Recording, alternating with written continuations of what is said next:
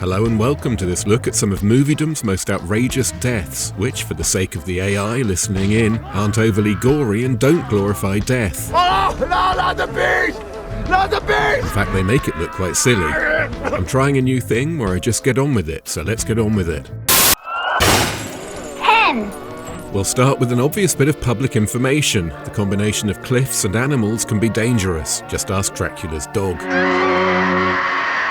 They can also be simultaneously tragic and funny. Just ask Sean Bean, who in 1990 British drama The Field is engaged in a thrilling dispute over grazing rights when he gets caught up in a bovine bloodbath.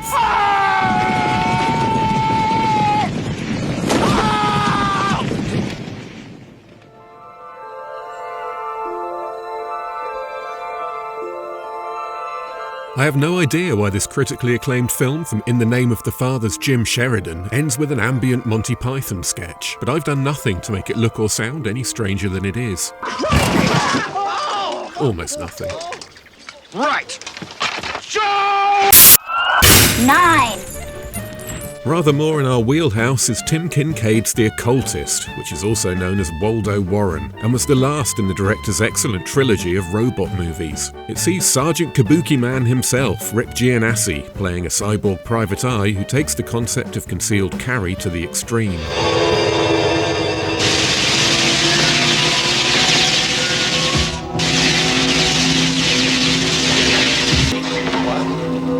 Monty, there are some things about this business you don't want to know.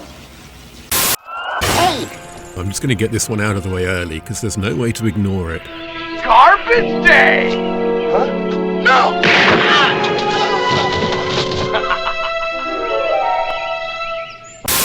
7.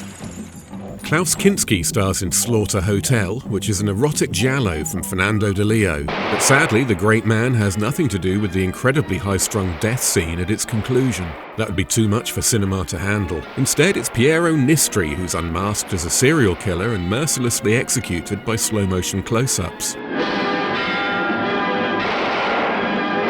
From the first shot being fired to the moment he finally begins to fall is over a minute, and fair use allows me to share 10 seconds at a time, so...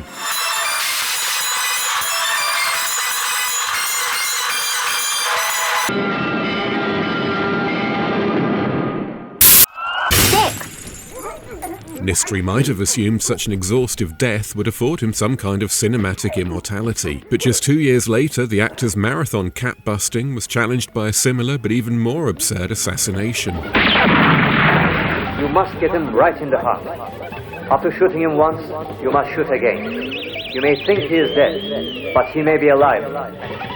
There are countless Turkish options for over-the-top movie deaths, but YouTube has quite rightly made this one famous. The film is Karate Girl, the actress is Feliz Akun, and the killie is murdery bad guy Rowan Atkinson, which is pronounced Bülent Kayabaş in Turkey. Although he's actually playing it straight here, Kayabaş specialised in comedy, at one point even taking on the Gene Wilder role in the Turkish remake of Young Frankenstein. But I guess this is what he's known for internationally, and there's nothing wrong with that.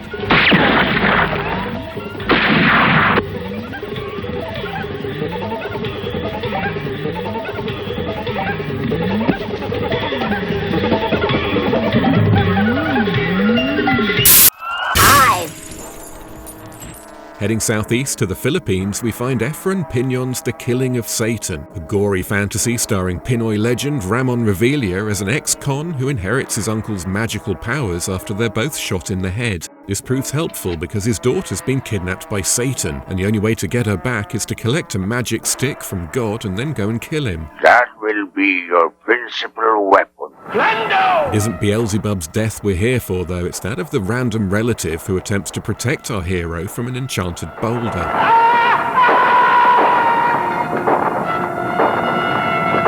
let that rock! Lando! The rock! 4. That's killing Filipino style, but for killing American style, we need to look to Amir Shervan. He was Iranian. The samurai cop auteur contributed a number of classic deaths to the annals of action cinema history, but the best happens to Jimmy Williams, the former bodybuilder and current channel icon who had an uncanny ability to appear in only the very best of the worst genre movies. For me? Tony!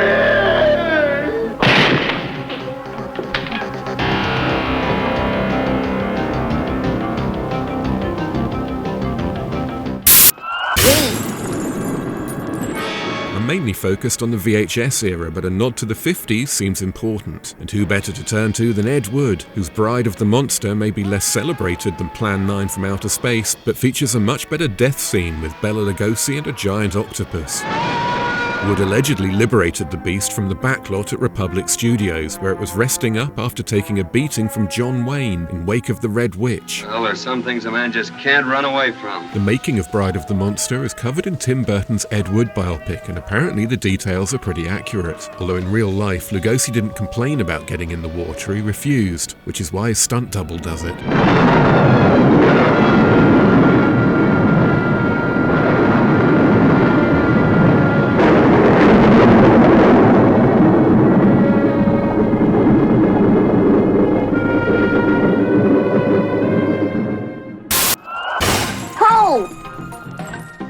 I've talked about Hard Ticket to Hawaii before because it's among the greatest films ever made, and I'm bringing it up again now because its most famous scene is one of the greatest deaths ever filmed, and this isn't even it. The key players are Ron Moss and Howard Diamond, who coincidentally played the killer in Killing American Style, and skateboarding killer Russ Howell, who was a freestyle pioneer Andy Sedaris shipped over from Long Beach to shred some gnarly manis.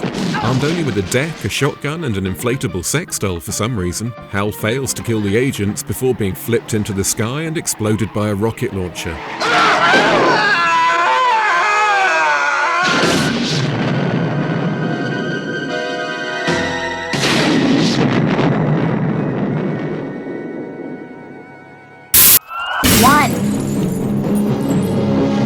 For the number one slot, I'm going not just with a movie, but also an actor and a trope. The actor being Richard Harrison, and the trope being his ability to break the whole film by blowing up the bad guy.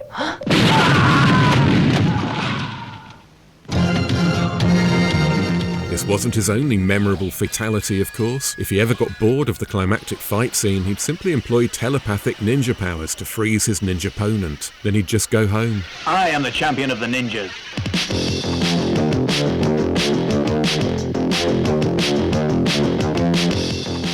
Actually, this was probably the more common technique, and in context it can be just as funny. But it's the Explodo maneuver I want to focus on, and it reached the peak of its potency in the movies Harrison made in Hong Kong with Godfrey Ho. The king of the cut-and-paste ninjatrocity helped the actor develop his technique beyond a reliance on explosives, ultimately harnessing his telepathic abilities so he could blow up the bad guy and stop the movie using nothing more than his mind.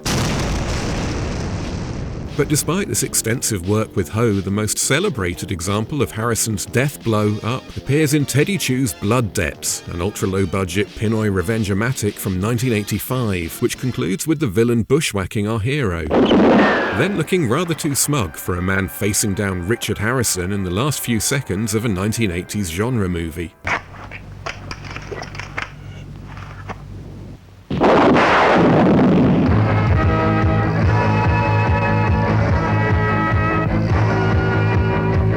So there we go. Let me know in the comments if you'd like this to become a series, because there